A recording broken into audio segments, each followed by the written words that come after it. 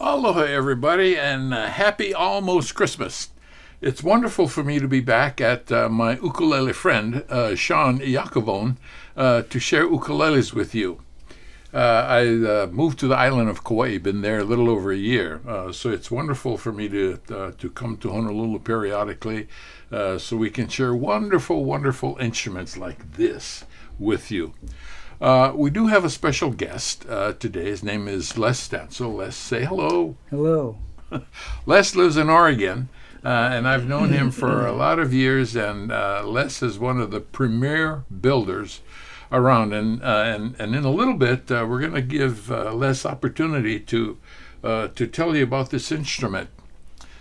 But you know what? Having said that, I think it's much better if I relinquish what I normally do and give this instrument over to you, Les, so you can tell the people and explain what this instrument is all about. Sure. Les has a list of words a mile long that describe this instrument, but I just call it a big ukulele. Yes. There you go, buddy. This is actually a guitar. It's a tenor guitar. There's also a parlor guitar in a flamenco design, which means tenor means 4-string. Parlor means slightly scaled down from a full-size guitar. And flamenco design, which is a Spanish classic flamenco design. Not necessarily meant to play flamenco on because it lacks the bass strings, obviously. So, but is there such a thing, Les, as maybe a percentage of how much smaller that is to a regular overall guitar? this is about 10 to 15% shrunk down from a standard classic flamenco design. Of course, one thing that sets my instruments apart is the Oregon woods that I use. This is a little different than what I normally do, but this is black walnut from Oregon, and it's got myrtle wood bindings, Port Orford cedar neck, and so the Oregon woods, with the exception of the fingerboard and the bridge and the headstock, which are ebony. This is a standard headstock design of mine. It's an angel profile. This is a dark angel here with the ebony. And so the walnut is from Oregon as well? Yes, it is. And this guitar would work well with somebody who was interested in maybe played a baritone ukulele but wanted to advance to guitar, or vice versa, a guitar player who wanted to go. It's a transition instrument. Yeah, but it's standalone as well. Got it. It's a great guitar for finger picking, for folk and bluegrass style and jazz. And it sounds great, my friend. I wouldn't necessarily try to play flamenco style on it because, again, it lacks the bass strings, which I think is essential for flamenco. But the design is pure flamenco. And, of course, the Oregon woods. And I'll just play a little bit here.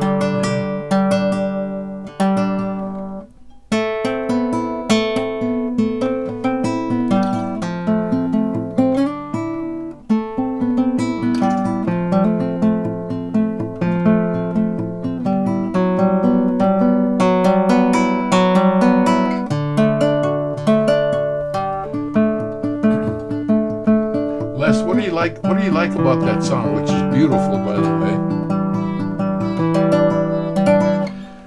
I think it has a great balance between mellow or warm and bright. Got it. It's got a lot. It's a got nice balance between warm. That's wonderful. And the other thing I wanted to point out to the people is that what you were just playing now, the little riffs that you're playing, are really ezy to play. So yes, they are. So I think from that. And I actually prefer it over a 6-string guitar. For what reason? For accompanying voice. Oh.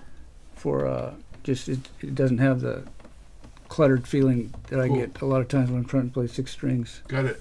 And it also, anybody that plays a ukulele can play this guitar because it's got the same, whether you're playing a baritone ukulele or a tenor guitar. Right. It's the same. Right. chord shapes. Yeah. So could you just give us a little more sound, maybe?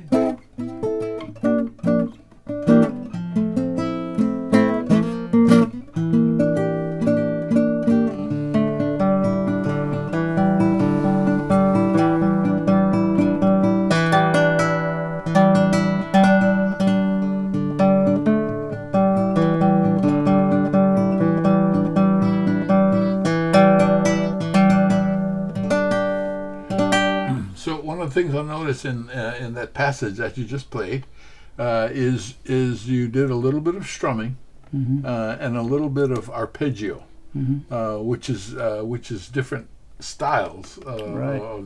different sounds basically that can come out of that instrument. Yeah, it has a wide range of voices depending on where you play on the. Oh,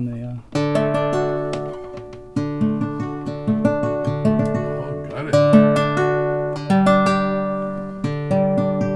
Pretty versatile guitar. Yes, it is, and it's just so simple to play. Yeah. Compared It's to, so compared to versatile. I six don't think strings. it minds me calling it an ukulele because I'm No, a you ukulele can call it a guy. ukulele. It's a big ukulele. Yes, it is. Yeah, Cool. Can I try it you out? bet. One of the things I want to share with you is that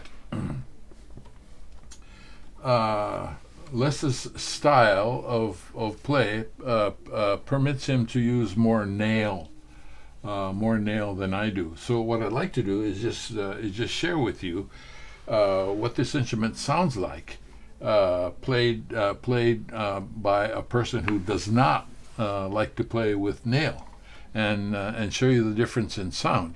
Because the way I play with my thumb is all skin. It's all skin. And so you can hear that there's a difference in sound. It's the same instrument, fortunately for you, because what we're trying to say by having both players like this is that the versatility of this instrument is huge. So this is skin. This is skin played in a different area. And this is skin played closer to the bridge. And so this style of play emphasizes chords mostly because one of the things I like about your style is you emphasize arpeggios a lot, which is basically a combination of individual sounds as opposed to a chord. And a song, for example, played just strictly chordal is this.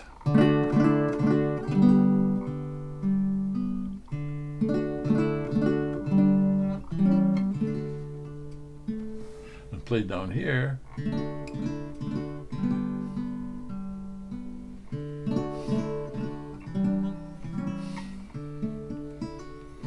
So again, the difference is fingernail, or if you choose to play with a pick, just be careful that you don't scratch up the instrument.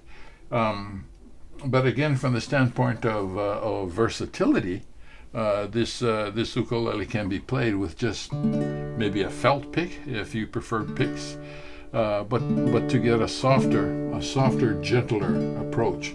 And this is not a matter of good or better. It's a matter of versatility, like we mentioned before, that this instrument has. What do you think, Les? I think I'm very fortunate to have you here playing this instrument for me. Oh, I'm the fortunate one. And it's very my honor to be here in Sean's studio.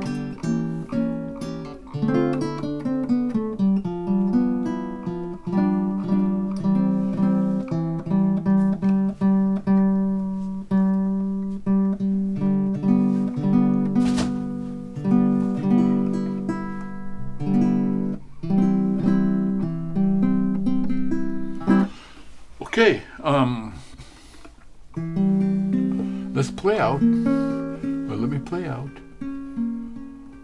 a song for the season. Okay.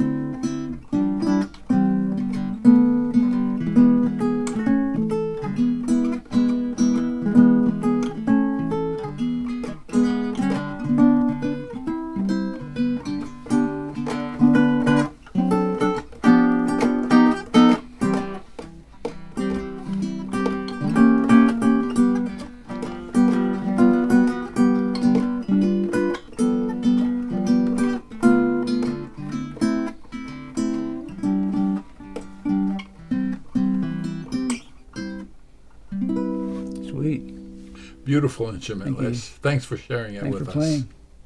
Aloha.